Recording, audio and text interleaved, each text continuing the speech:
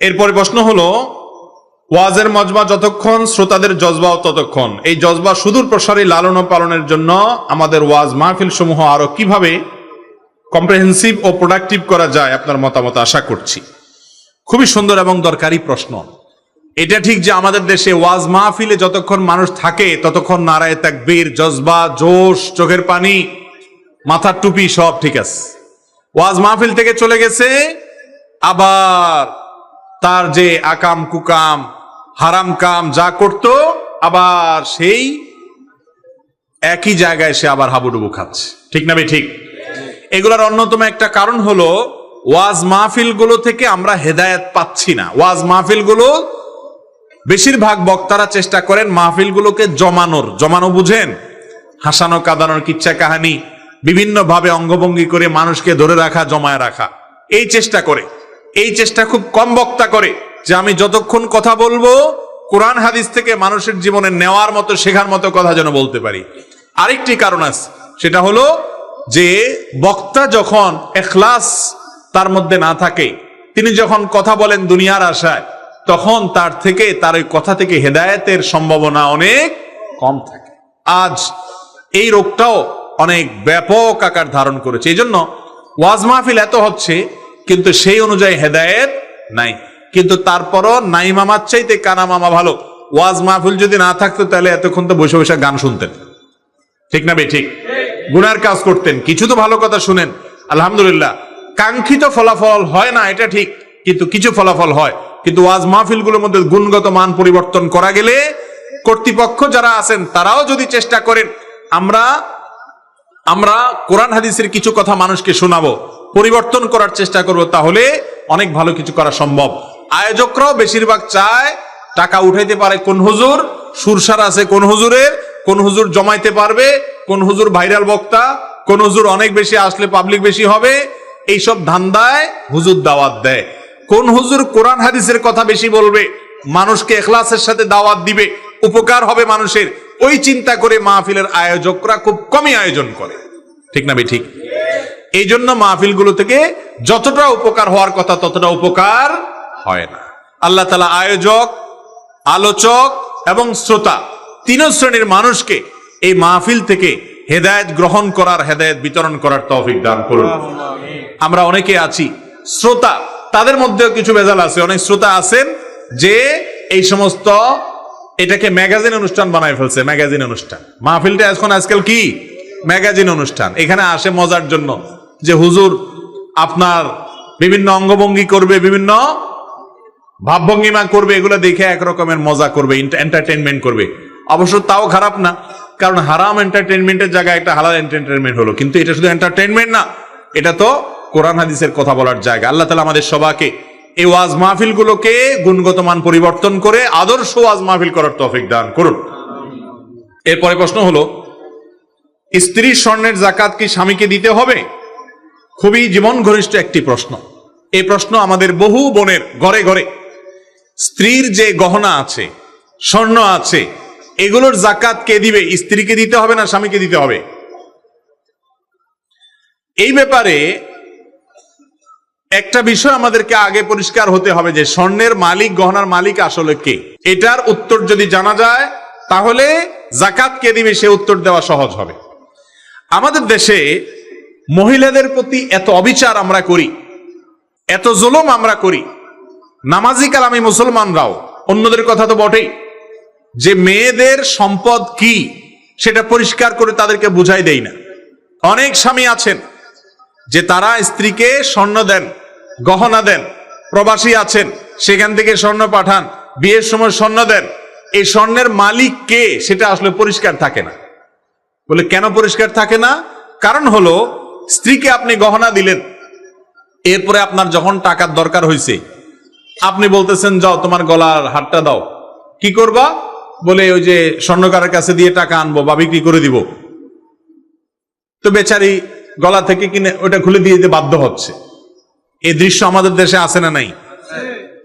এমনকি স্বামীর মা, স্বামীর বোন বা যে কেউ পরিবারের, তারা চাইলেই তার গহনা নিয়ে যেতে পারতেছে, সে অধিকার মনে হচ্ছে তাদের আছে। এরকম একটা অবস্থা আছে না নাই আমাদের দেশে? তাহলে এই স্বর্ণের মালিকটা কে? একটা হতে পারে যে স্বামী এটার মালিক, তিনি তার স্ত্রীকে ব্যবহারের জন্য দিয়েছেন, যে ঠিক আছে তুমি এই স্বর্ণ ব্যবহার করো, আমার যখন লাগে আমি নিয়ে নিব, তোমাকে মালিক বানাই দেই নাই, শুধু ব্যবহার করতে দিলাম। এরকম যদি হয় তাহলে তো এটা দান করা হলো না। মোহর হিসাবে যদি আপনি স্ত্রীকে স্বর্ণ দেন তাহলে সেটা মালিক কে হবে? স্ত্রী হবে। ওইটা তো আপনি নিতে পারবেন না। আপনি নিতে হলে স্ত্রীর কাছে নরম হয়ে আবেদন করতে পারেন, আবদার করতে পারেন, চাইতে পারেন যে তুমি যদি দয়া করে তোমার স্বর্ণটা দাও, আমার বিপদে পড়েছি, আমি তোমার স্বর্ণ বিক্রি করে আমি বিপদ উদ্ধার হয়ে আবার তোমার এটা আমি পরিশোধ করে দিব, তুমি ধার দাও, এটা আমি চাইতে পারেন আপনি। আর আপনি চাওয়ার পর স্ত্রী দিবে কিনা সেটাও তার অধিকার আছে। সে যদি বলে না তুমি আবার কখন টাকা পয়সা কামাইতে পারবা না পারবা, আমি দেব না, তুমি অন্যভাবে সারো, সে অধিকারও স্ত্রীর আছে। এটা বলার পরে যদি স্ত্রীর প্রতি আপনি কোনো প্রকার জুলুম না করেন, ভুল না বুঝেন, অন্যায় আচরণ না করেন, তাহলে আপনি আদর্শ মুসলমান, আপনি আসল মুসলমান। আর যদি ওইটা বলার পরে স্ত্রীর প্রতি আপনি চড়াও হন, তাহলে আপনি 2 নম্বর মুসলমান। কথা কি বুঝাইতে পারছি? এখন আমাদের দেশে বউরে যদি বলে যে তোমার স্বর্ণটা বিক্রি করে দাও, আমার বিদেশ থেকে ভিসা আসছে, টাকা দিতে হবে, আমি বিদেশে গেলে আবার তোমারে কিনে দেব। বউ যদি বলে না তুমি পরে কিনতে পারো না পারো, তোমারটা তুমি বুঝো, আমি স্বর্ণ আমারটা দেব না, কি বলেন? ওই বউ ওই সংসারে ভাত খাইতে পারবে? আল্লাহু আকবার। বেশিরভাগ সংসারে আগুন ধরে যায়, বলবে বাবারে ডেঞ্জারাস মহিলা, স্বর্ণ চাইছি সে দেয় নাই। অথচ যদি আপনি তাকে মোহর হিসাবে দিয়ে থাকেন, এটার মালিক সে আপনাকে দিবে না দিবে এই এখতিয়ার তার।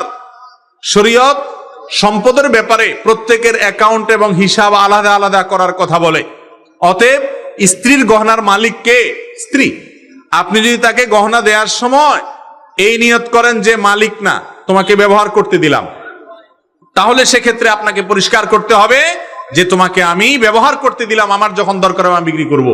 তো এই জন্য স্ত্রীর গহনার জাকাত কে দিবে এটা নির্ভর করে যে স্বর্ণের মালিক কে। যারা মহিলারা স্বর্ণের মালিক আছেন, 7 ভরির বেশি স্বর্ণ আছে, আপনারা আপনাদের স্বামীদেরকে জিজ্ঞাসা করবেন যে স্বর্ণ টর্ণ দিছ, বাবার বাড়ি থেকে দিলে তো উনি মালিক, ওটা তো জিজ্ঞেস করার দরকার নেই। যদি স্বামী দিয়ে থাকে জিজ্ঞেস করবেন তুমি যে দিছ এগুলা কি তোমার না আমার, কথা পরিষ্কার করো। এই প্রশ্ন করলে দেখবেন বেশিরভাগ পুরুষ ধরা পড়ে গেছে, করবে আমতা আমতা, বলবে না মানে তোমার আমার তো একই, বলবে না কাহিনী করবে না, কোনো কাহিনী নেই, সাফ সাফ বলো এটা কি তোমার না আমার। আমাকে যদি দিয়ে থাকো তাহলে আমি মালিক, আমি যা ইচ্ছা তা করবো, আমার মনে চায় বিক্রি করে মনে চাইলে আমার বোনকে দিয়ে দিব, ভাইরে দিয়ে দিব, ফেলাই দিব, আমার ব্যাপার, অধিকার আমার। আর যদি তোমার হয়ে থাকে, আমাকে ব্যবহার করতে দিছো মনে হয়, তাহলে তো আরেক জিনিস, তাহলে জাকাত তুমি দিবা, কারণ তুমি মালিক। কথা বুঝতে পারছি? তাহলে স্ত্রীর গহনার জাকাত কে দিবে? গহনার মালিক যে, জাকাত সে দিবে। কথা কি বুঝতে পারছি? তো এই জিনিসটা পরিষ্কার করতে হবে যে স্বামী কি মালিকানা ধরে রাখছে না ছেড়ে দিছে। ছেড়ে দিছে তাহলে স্ত্রী সেটার মালিক হবেন এবং তাকে সেটার জাকাত দিতে হবে। যদি জাকাতের নেশা পরিপূর্ণ হয় 7 ভরি বা তার চেয়ে বেশি যদি হয়, তখন সবগুলোর বাজার মূল্য ধরে 2.5% হিসাবে জাকাত দিতে হবে। এরপর প্রশ্ন হলো, কালো জাদু বিষয়ে পরিত্রাণের জন্য আপনার কাছে কিছু দিক নির্দেশনা আশা করি। আসলে আমি অনেকদিন ধরে নিজেকে অসুস্থ বোধ করছি। এর মধ্যে আমি স্বপ্নেও দেখছি আমাকে জাদু করা হয়েছে। স্বপ্নের মধ্যে জানানো হয়েছে নির্দিষ্ট স্থান থেকে জাদুর উপকরণটি তুলে ফেলতে। আর বিষয় সম্বন্ধে আপনার কাছে কিছু নির্দেশনা আশা করি। ভাইরা আমার, আমাদের দেশে একটা মহামারী চলছে এবং এই মহামারীটা শহরে গ্রামে সর্বত্র, শহরে আরো বেশি। সেটা হলো ঘরে ঘরে, জনে জনে এখন জাদুগ্রস্ত মানুষ এবং জিনের, দুষ্ট জিনের প্রভাবে প্রভাবিত অসুস্থ মানুষ। এই মানুষগুলোর সংখ্যা এত বেশি বেড়েছে যে কল্পনা করাও যায় না। শহরে বিশেষ করে বিভিন্ন জায়গায় এবং কি সোশ্যাল মিডিয়াতে আপনারা দেখবেন তান্ত্রিক, কবিরাজ, অমুক তমুক এই সমস্ত অ্যাডভার্টাইজ এখন মোড়ে মোড়ে, পিলারে পিলারে, বিভিন্ন জায়গায় জায়গায়। এই লোকগুলোর কাজই হলো কুফরি কালাম করা, জাদু করা। দেখুন, জাদুর মাধ্যমে মানুষকে ক্ষতিগ্রস্ত করা, দুষ্ট জিন লাগিয়ে দিয়ে মানুষকে ক্ষতিগ্রস্ত করা, এই জিনিসটা দিনের আলোর মতো পরিষ্কার। যারা এই পরিস্থিতির মুখোমুখি হয়েছেন তারা জানেন যে এটাকে যারা অস্বীকার করেন তারা এক বোকার স্বর্গে বাস করছেন, কারণ তারা বাস্তবতাকে অস্বীকার করেন। জিনে ধরা রোগী যারা দেখেছেন, এই রোগীর কাছে থেকেছেন, তারা জানেন যে জিনের অস্তিত্ব দেখা না গেলে কি হবে, মানুষের উপরে সওয়ার হলে দিনের আলোর মতো পরিষ্কার হয়ে যায় যে জিন সওয়ার হয়েছে। পৃথিবীর কোনো ডাক্তারের ক্ষমতা নাই, কোনো চিকিৎসা বিজ্ঞানের ক্ষমতা নাই ওই জাদুগ্রস্ত ব্যক্তিকে সুস্থ করার অথবা জিনে ধরা রোগীর জিন তাড়ানোর। কোরআনে কারীমের অলৌকিকতা, কোরআনের প্রতি ঈমান আনার জন্য একটা পয়েন্ট যথেষ্ট। আমি সবসময় বলি আল্লাহর প্রতি ঈমান আনার জন্য একটা পয়েন্ট যথেষ্ট, সেটা হলো জাদুগ্রস্ত ব্যক্তিকে যখন আল্লাহর কালাম পড়ে ঝাড়ফুঁক করা হয়, জিনে ধরা রোগীকে আল্লাহর কালাম পড়ে যখন ঝাড়ফুঁক করা হয়, সাধারণত এই ধরনের রোগীগুলো কোরআনের তেলাওয়াত সহ্য করতে পারে না। আমি এর আগেও বিভিন্ন সময় বলেছি যে আমি এমন রোগী দেখেছি কোরআন তেলাওয়াত এবং আজান শুনলে তার শরীর বাঁকা হয়ে যায়, পা এরকম বাঁকা হয়ে যায়, একবারে ধনুকের মতো বাঁকা হয়ে যায়, এরকম ভয়াবহ অবস্থা। এবং কোরআন তেলাওয়াত শুনলে পাগলের মতো হয়ে যায়, টিকতে পারে না, অস্থির হয়ে যায়। এরকম রোগী আজকাল ঘরে ঘরে। এর অন্যতম প্রধান কারণ হলো যে এই যে জাদু মন্ত্র এবং কুফরি কালাম করা মানুষগুলো ছড়ায় গেছে সমাজে। আমি তো মনে করি প্রশাসনের উচিত এই সমস্ত তান্ত্রিক কবিরাজগুলোকে ধরে ধরে সবগুলোকে বিচারের মুখোমুখি করা, কারণ এগুলো স্বামী স্ত্রীর মধ্যে গন্ডগোল লাগানো, মানুষের জীবনকে তছনছ করা, জাদুগ্রস্ত করা এবং এই ধরনের পরিস্থিতির শিকার করা মানুষকে এই কাজগুলো তারা করে যাচ্ছে, মানুষের ক্ষতি করছে। এটা এক ধরনের ক্রাইম, এটা এক ধরনের অপরাধ, সাধারণ কোনো অপরাধ না। ইসলামের শরিয়াত দৃষ্টিকোণ দিয়ে এই ধরনের অপরাধীদেরকে ইসলামী আদালত মৃত্যুদণ্ড দেওয়ার কথা বলেছেন নবী করিম সাল্লাল্লাহু আলাইহি ওয়াসাল্লাম। এই জন্য জাদুগ্রস্ত কোনো মানুষ যদি জাদুগ্রস্ত হন, কোরআন তেলাওয়াত শুনলে তিনি সহ্য করতে পারেন না, জাদুগ্রস্ত রোগী, বিশেষ করে জেনে ধরা রোগীর হাই বেশি আসে, হাই তোলে বেশি বেশি করে, এবং কোরআন তেলাওয়াত শুনলে সহ্য হয় না, আজান এর আওয়াজ শুনলে সহ্য হয় না, আর স্বপ্নে বেশি বেশি করে ওই জিনিসগুলো দেখে। এগুলো আলামত। এগুলো যখন দেখবেন কোরআনে কারীমের সূরা বাকারা বেশি বেশি তেলাওয়াত করবেন, তেলাওয়াত শুনবেন, বাসায় হাই ভলিউমে তেলাওয়াত চালায় রাখবেন, যতটুকু ভলিউম সহ্য করতে পারেন কমপক্ষে ততটুকু ভলিউমে তেলাওয়াত চালু করে রাখবেন। ইনশাআল্লাহ এই সমস্ত জাদু দুষ্ট জিনের আক্রমণ থেকে রক্ষা পাবেন। আর এর পাশাপাশি সূরা ইখলাস, সূরা ফালাক, সূরা নাস, এগুলো হলো জাদুর জন্য সবচেয়ে বড় মহৌষধের কাজ করে জাদুর রোগীর জন্য। নবী করিম সাল্লাল্লাহু আলাইহি সাল্লাম আমাদের রাসূল সাল্লাল্লাহু আলাইহি সাল্লামকে লাবিদ ইবনে আসম নামে এক কপাল পড়া এক দুষ্ট মানুষ জাদু করেছিল। নবী করিম সাল্লাল্লাহু আলাইহি সাল্লামকে সে জাদু করার ফলে তিনি অসুস্থ হয়ে পড়েছেন, এত অসুস্থ হয়ে পড়েছেন যে তাকে সুস্থ করার জন্য কোনো রোগ বালাই দূর করার জন্য ডাক্তার কবিরাজ দেখায় কোনো ট্রিটমেন্ট করে কোনো উপকার পাওয়া যাচ্ছিল না। তখন আল্লাহ রাব্বুল আলামিন ফেরেশতা পাঠিয়ে সূরা ফালাক, সূরা নাস, সূরা ইখলাস এই সূরাগুলো নাজিল করেছেন এবং এগুলোর মাধ্যমে ট্রিটমেন্ট করেছেন। এজন্য জাদুগ্রস্ত ব্যক্তিকে ফু দেওয়া, এগুলা পড়ে পড়ে এগুলো তেলাওয়াত বেশি বেশি করা, এবং যারা কোরআন হাদিসের আলোকে ঝাড়ফুঁক করে, কুফরি কালাম করে না, এরকম মানুষের কাছে গিয়ে কোরআন হাদিসের আলোকে ঝাড়ফুঁক গ্রহণ করবেন। আল্লাহ তাআলা জাদুগ্রস্ত মানুষ, জিনে ধরা মানুষগুলোকে সুস্থতা দান করুন। কিছু মানুষ আছে দেখবেন কোনো অসুখ বিসুখ নাই কিন্তু বিছানায় পড়ে গেছে, কোনো কাজ করতে পারে না, বাসার বাইরে যেতে পারে না, ডাক্তাররা সাধারণত দেখে বলে দেয় মানসিক রোগী। হ্যাঁ, অনেকে মানসিক রোগী আছেন সেটা যেমন সত্য, তবে এই টাইপের রোগী বেশিরভাগ ক্ষেত্রে জাদুগ্রস্ত বা জিনে ধরা রোগী। এই বাস্তবতা আমার সামনে একটি নয় বহু কেস দেখার সুযোগ হয়েছে। কোনো রোগ ধরা পড়ে না, ডায়াগনোসিস হয় না, কিন্তু লোকটা শেষ হয়ে যাচ্ছে আস্তে আস্তে। এগুলো জাদুর কারণে এবং দুষ্টজনের প্রভাবে। আলহামদুলিল্লাহ প্রপার ট্রিটমেন্ট যদি করতে পারেন, যদিও এই ঝাড়ফুঁক করা মানুষগুলোর ভিতরে বেশিরভাগ লোকই বাটপার কিসিমের হয়, এগুলোকে ধান্দা বানায় নেয়, ভালো মানুষ নিয়ে গেলেও বলে হাই রে আপনারা জাদু করে শেষ করে ফেলেছে তার ব্যবসা জমানোর জন্য। এরকম লোকও আছে, আবার ভালো মানুষও আছে পরিমাণে কম। তো যারা জাদুগ্রস্ত বা জিনে ধরা রোগী এরকম নিজেকে মনে হয় কোনো রোগ ভালো হচ্ছে না, কোনো ট্রিটমেন্টে কোনো ডায়াগনোসিস হচ্ছে না, রোগ নির্ণয় হচ্ছে না, তাহলে চেষ্টা করবেন যে কোনো ভাবে এই কোরআন হাদিসের ঝাড়ফুঁক নেয়ার। আল্লাহ তাআলা আমাদের সবাইকে হেফাজত রাখার থাকার তৌফিক দান করুন। এরপরে প্রশ্ন হলো, আমাদের দেশে অনেক আলেম জাদু টোনা তাবিজ দেয়, এটা কোরআন হাদিস দ্বারা কতটুকু যুক্তিসঙ্গত? খুবই সুন্দর প্রশ্ন। অনেক মসজিদের ইমাম সাহেব আছেন, অনেক আলেম সাহেব আছেন, অনেক মুয়াজ্জিন সাহেব আছেন, অনেক হুজুর সাহেব আছেন, ইয়া লম্বা দাড়ি, লম্বা জুব্বা, সবই ঠিক আছে, কিন্তু ওনার কাছে গেলে আপোষের তাবিজ দেয়, আবার বিচ্ছেদের তাবিজ দেয়, আবার আপনার একজন আরেকজনের পিছনে শত্রুতা উদ্ধারের তাবিজ দেয়। আছে না নাই?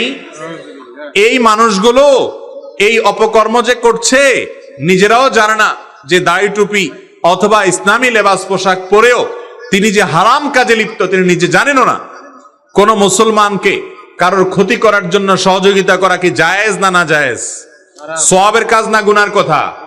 তাহলে হারাম কাজ কবিরা গুনাহ যে হুজুর করেন, সে হুজুর করলেও সেটা কি হবে? কবিরা গুনাহ হবে। কোন মসজিদের ইমাম যদি এরকম কোন তাবিজ কবজ দেয়, এরকম কোন কায়ে কারবার করে, তাহলে সেই রকম ইমামকে নসিহত করতে হবে। না সরে আসলে এই ইমামকে পরিবর্তন করতে হবে। কারণ তিনি এই যে স্বামী স্ত্রীর মধ্যে ঝগড়া লাগানো, অমুকের পিছিয়ে তমুককে লাগানো, ক্ষয়ক্ষতি করার তাবিজ দেওয়া এবং এই জাতীয় জাদু মন্ত্র কুফরি কালাম এগুলোর আশ্রয় নিচ্ছেন। অতএব এরকম ব্যক্তিকে নসিহা করতে হবে অথবা তাকে ইমামতি থেকে সরাতে হবে। আল্লাহ তাআলা আমাদের যারা এই সমস্ত কাজে লিপ্ত না জেনে তাদেরকে হেদায়েত দান করুন, আমিন। এরপরে প্রশ্ন হলো, বিড়াল, কুকুর, পাখি বা কবুতর পালা যাবে কিনা? বিড়াল পালা তো যাবে, এতে কোনো সন্দেহ নাই। কারণ নবী করিম সাল্লাল্লাহু আলাইহি সাল্লাম বিড়াল সম্পর্কে বলেছেন, ফাইন্নাহা মিনাত তাওয়াফিনা আলাইকুমাত তাওয়াফাত। বিড়াল তোমাদের বাসা বাড়িতেই থাকে, এইজন্য তার ঝুঁটাকে তিনি হারাম করেন নাই। বিড়াল যদি কোনো কিছুতে মুখ দেয়, তাহলে কুকুর মুখ দিলে যেরকম হারাম হয়ে যায়, নাপাক হয়ে যায়, বিড়াল যদি মুখ দেয়, বিড়ালের ঝুঁটা কি হয় না? নাপাক হয় না। এই জন্য বিড়াল পালা জায়েজ আছে, বিশেষ করে ইঁদুরের উপদ্রব থেকে বাঁচার জন্য, কিংবা এমনি আদর করে আপনি বিড়াল পালেন, কোনো অসুবিধা নাই। আপনারা সবাই জানেন একজন সাহাবী ছিলেন, নাম হলো আবু হুরায়রা। নাম শুনছেন না? রাদিয়াল্লাহু তাআলা আনহু। ওনার নাম কিন্তু আসলে আবু হুরায়রা ছিল না, ওনার নাম ছিল প্রসিদ্ধ মত অনুযায়ী আব্দুর রহমান। আরো অনেকগুলো মত আছে ওনার নাম নিয়ে, কিন্তু ওনার নাম পরে আবু হুরায়রা উঠে গেছে। কিভাবে? ওনার একটা বিড়াল ছিল, জামার হাতার ভিতরে এই বিড়াল ভরে অনেক সময় মসজিদে নিয়ে আসতেন। তো একবার নবী করিম সাল্লাল্লাহু আলাইহি ওয়াসাল্লাম তার বিড়াল দেখে, তার সবসময় তার সাথে সাথে বিড়ালটা থাকে, এটা দেখে তাকে বললেন, ও বিড়ালের বাপ। আবু হুরায়রা মানে বিড়ালের বাপ। এরপর থেকে ওনার নাম হয়ে গেছে কি? বিড়ালের বাপ। আসলে কি তিনি বিড়ালের বাপ ছিলেন? এটা কথার কথা হয়ে গেছে, রাসূল আকরাম সাল্লাল্লাহু আলাইহি ওয়াসাল্লাম মজা করে বলেছিলেন। তো তারপর থেকে ওই নামে তিনি পরিচিত হয়ে গেছেন। তাহলে তিনি যেহেতু বিড়াল পালতেন, নবী সাল্লাল্লাহু আলাইহি ওয়াসাল্লাম দেখেও বরং রসিকতা করেছেন, কোনো নিষেধ করেন না। তাহলে বোঝা গেল আমাদের বাসা বাড়িতে বিড়াল পালা কোনো অসুবিধা নাই। কুকুর পালার ব্যাপারে তখনই জায়েজ হবে যখন কুকুরটা পালবেন আপনি পাহারাদারের কাজে, এবং সেটা বাসা বাড়ির ভিতরে না, সামনে তার থাকার জন্য আলাদা ঘর করে দিলেন, রাখলেন, খাবারের ব্যবস্থা করলেন। উদ্দেশ্য ঘেউ ঘেউ করবে, চোর ডাকাত আসলে আপনাকে অ্যালার্ম দিবে এবং পাহারাদারি করবে। পাহারাদারের জন্য কুকুর পালা জায়েজ আছে, শিকার করার জন্য কুকুর পালা জায়েজ আছে। আমাদের দেশ সহ পৃথিবীর সব দেশে বিভিন্ন আইন শৃঙ্খলা রক্ষাকারী বাহিনীরা তারা বিভিন্ন কুকুর পোষেন। সেই কুকুরগুলো সিকিউরিটিতে তাদের হেল্প করে থাকেন এবং তাদেরকে প্রশিক্ষণ দেওয়া হয়ে থাকে। এগুলো সবগুলো জায়েজ আছে। কিন্তু বাসা বাড়িতে কুকুর পোষা, এটা ইসলামী শরিয়ার দৃষ্টিকোণ থেকে শখের বশে কুকুর পোষা, এটা জায়েজ নয়। আমাদের একটা বড় সমস্যা হলো, পশ্চিমাদেরকে কোনো কাজ করতে দেখলে আমাদের সমাজের কিছু মানুষ মনে করে ওই কাজটা করলে বোধহয় আমি একটু ভদ্র হইতে পারবো, একটু স্মার্ট হইতে পারবো, আধুনিক হইতে পারবো, জাতে উঠতে পারবো, আমাকে মনে হয় একটু শিক্ষিত লাগবে। এই জন্য ওরা যদি উল্টা পাল্টাও করে, অন্ধের মতো সেটা গ্রহণ করে। আছে না নাই? নবী করিম সাল্লাল্লাহু আলাইহি সাল্লাম বুখারীর হাদিসে বলেছেন, লা তাদখুলুল মালাইকাতু বাইতান ফিহি কালবুন আও সূরা। যে বাড়িতে কুকুর থাকে, শখের বশে কুকুর পালে কেউ, সেই বাড়িতে আল্লাহর রহমত নিয়ে ফেরেশতা প্রবেশ করে না। তার নবী করিম সাল্লাল্লাহু আলাইহি সাল্লাম নিষেধ করেছেন। এবং কুকুরের মধ্যে কিছু কিছু কুকুর আছে শয়তানের সুরত ধরে আসে। আপনারা দেখবেন হাদিসে যেটা নিষেধ আছে ওইটা আরো বেশি করে। পশ্চিমারা বিড়ালও পালে, কিন্তু বিড়ালের চেয়ে কুকুরের সাথে দোস্তিটা একটু বেশি, কারণ হাদিসে নিষেধ আছে। এই জন্য শয়তান ওটা আরো বেশি করে ক্ষতিগ্রস্ত করতে চায়। মুসলমানের সন্তান কুকুরের গলায় একটা শেকল লাগাইয়া বিদেশি কুকুর কিনে সাথে হাঁটাতে হাঁটাতে নিয়ে যায় এবং খুব আদর কদর করে, মনে করে এর মাধ্যমে তিনি ভদ্র হয়ে গেছে। ওই পশ্চিমাদেরকে যা দেখে অন্ধের মতো মনে করে, ওইটা অনুকরণ করলে সে ভদ্র হবে, তথাকথিত স্মার্ট হবে, আধুনিক দেখাবে। এরা হলো সবচাইতে বেশি পশ্চাৎপদ, এরা হলো সবচাইতে বেশি বিবেককে অন্যের গোলামি করে নিজেকে গোলামের জিঞ্জিরে আবদ্ধ করে ফেলেছে। মুসলমানের জন্য কুকুর শখের বশতে পালা জায়েজ নাই, তবে প্রয়োজনে বশতে পালতে পারেন। আর আল্লাহ সৃষ্টি বিষয়ে তা খাবার দিবেন বা কোনো অসুস্থ হলে সেবা দিবেন, সেটা কোনো নাজায়েজ বিষয় নয়। তবে বাসা বাড়িতে পালা জায়েজ নয়, শখের বশত হারাম। আর পাখি যদি আপনি পালতে চান, কবুতর পালতে চান, যে সমস্ত পাখি, বিশেষ করে কবুতর খাঁচায় পালা যায় তো পারেন, কোনো অসুবিধা নেই। আর যে পাখিগুলো খাঁচায় পালা যায়, খাঁচায় পালার মতো, সেগুলো পালেন, যেমন টিয়া পাখি ইত্যাদি। কিন্তু যেই পাখি উড়ে বেড়ায় আপনি সেগুলোকে খাঁচা বন্দি করে রাখছেন এবং এটা রেখে তাকে কষ্ট দিচ্ছেন, সেটা কিন্তু জায়েজ নয়। আর যেগুলো খাঁচাতেই পালার জন্য উপযোগী এই টাইপের, বাহিরে রাখলে বরং, ছেড়ে দিলে বরং সেগুলো মারা যাবে, তাহলে সেই রকম পাখি পালতে অসুবিধা নাই। এরপরে প্রশ্ন হলো, আমার আম্মুর আগে বিবাহ হয়েছে, সেখানে ডিভোর্স হয়েছে, এখন যেই জায়গায় বিবাহ হয় এই বাবার সামনে আমি পর্দা করতে হবে কিনা? সম্ভবত কোনো বোন প্রশ্ন করেছেন। কোন ব্যক্তির, তার যদি মা, তার আগে কোথাও বিয়ে হয়েছে, সেই ব্যক্তি যার সাথে বিয়ে হয়েছে তার সাথে সন্তান সন্ততি পরের ঘরের যেগুলো হয়েছে তাদের কোনো পর্দা নাই, কারণ তারাও বাবা। মায়ের স্বামী যেই হবেন, সেটা নিজের আপন বাবা না হোক, তিনি পর বাবা, সৎ বাবা কিন্তু বাবা, অতএব তার সাথে কোনো পর্দার বিধান নাই। কোন মহিলার বিয়ের পর হয়তো তার স্বামী মারা গেছেন, এরপর তিনি আরেক বিয়ে বসেছেন অন্য কোনো পুরুষের কাছে, তাহলে যে পুরুষের সাথে বিয়ে বসেছেন তার যে স্বামী মারা গেছেন ওই স্বামীর ঘরের যদি মেয়ে থাকে, এই মেয়েরা ওই ভদ্রলোক যার সাথে তিনি পরে বিয়ে বসেছেন তার সাথে দেখা দিতে পারবে, দেখা দিতে কোনো অসুবিধা নাই। আমাদের দেশে স্বামী মারা গেলে মহিলারা অন্য জায়গায় বিবাহ বসতে পারে না, কারণ আপনারাই বাধা দেন, ঠিক না? ঠিক, সমাজের লোকেরা বাধা দেন। এটা খুবই জঘন্য একটা অপরাধ, ভালো করে জেনে রাখেন, খুব বড় ধরনের একটা গুনাহের কথা। কোন বিধবা, কোন মহিলা তার স্বামী মারা গেলে বা তালাক হয়ে গেলে তাকে যদি কেউ বিবাহ করে এই জন্য যে এই বেচারির এখন আশ্রয় দরকার, তাহলে সে আল্লাহর কাছে সওয়াব পাবে ইনশাআল্লাহ। আর সমাজের মানুষ যদি সেটাকে দোষণীয় মনে করে, তাহলে সেক্ষেত্রে সেটা অনেক বেশি অন্যায় কথা, গুনাহের কথা। বিধায় সাবধান থাকতে হবে। আল্লাহ তাআলা আমাদেরকে বুঝার তৌফিক দান করুন। কোন বিধবা মহিলা বিয়ে করতে চাইলে সমাজের মুরব্বী যারা আছেন, আপনাদের কাছে করজোড় করে বলে যাই, তাকে আপনারা সাহায্য করবেন এবং ওই মহিলার বিয়ের জন্য আপনারা উদ্যোগী হবেন। কেউ যদি বাজে কথা বলে তাকে থামাবেন, কারণ একজন মহিলা অথবা পুরুষ, তার জীবন সঙ্গী গুরুত্বপূর্ণ বিষয়, দরকার হয়, তার একাকী জীবন যাপন করা কঠিন হয়, অনেক সময় সমাজে নানা রকম বিপদের মুখে, বিপত্তির মুখে পড়তে হয়, অভিভাবকের প্রয়োজন হয়, সঙ্গীর প্রয়োজন হয়। বিদায় কোন মহিলার স্বামী মারা গেলে বা তালাক হলে তাকে বিবাহ দেওয়াটাকে খারাপ মনে করবেন না। খারাপ মনে করলে আপনি খারাপ হবেন এবং তাকে সাহায্য করবেন। আপনার মা মারা গেছে, আপনার বাবার বয়স 50, 60, 65 এরকম, কিন্তু শারীরিকভাবে শক্ত বা দুর্বল যাই হোক, ভদ্রলোক হয়তো বিবাহ করতে চান, কিন্তু ছেলে মেয়েদের ভয়ে বিবাহ করতে পারেন না। আছে না নাই? শুধু আসেনি, বরং ঘরে ঘরে ছেলে নামাজি, হুজুর, হয়তো দাড়ি টুপি আছে, হয়তো আলেমও, কিন্তু এটা সহ্য করে না যে বাপে অন্য কোন মহিলাকে বিবাহ করুক। এই রোগটা আছে না নাই? মায়ের ক্ষেত্রে তো আরো বেশি, যে কারোর মা বিধবা হয়ে গেছেন, আপনার বাবা মারা গেছেন, আপনি সন্তান হিসাবে আপনার বাবা আপনার মাকে তালাক দিয়েছেন, অথবা অন্যায় করেছেন, অত্যাচার করেছেন, চলে আসতে বাধ্য হয়েছেন ভদ্র মহিলা, কিংবা মারা গেছেন, আপনি এখন আপনার মা যদি অন্য কারোর কাছে বিয়ে বসে আপনি খারাপ মনে করেন। এরকম সন্তান আছে না নাই? এই সন্তান হলো কুলাঙ্গার সন্তান, অমানুষ সন্তান, স্বার্থপর সন্তান, বেয়াদব সন্তান। কারণ কি জানেন? কারণ হলো আপনার বাবা আপনার মায়ের মৃত্যুর পর তার সঙ্গী দরকার হয়, একাকী থাকতে পারে না মানুষ, যখন বৃদ্ধ হয়ে যায় বিশেষ করে একাকী থাকাটা অনেক কষ্টের হয়। একটু সুখ দুঃখের কথা বলার জন্য মানুষ হয়, তার সঙ্গ দেওয়ার জন্য, তার সময় কাটাবার জন্য, তাকে বিয়ে দেওয়ার জন্য উদ্যোগী হওয়া আপনার দায়িত্ব।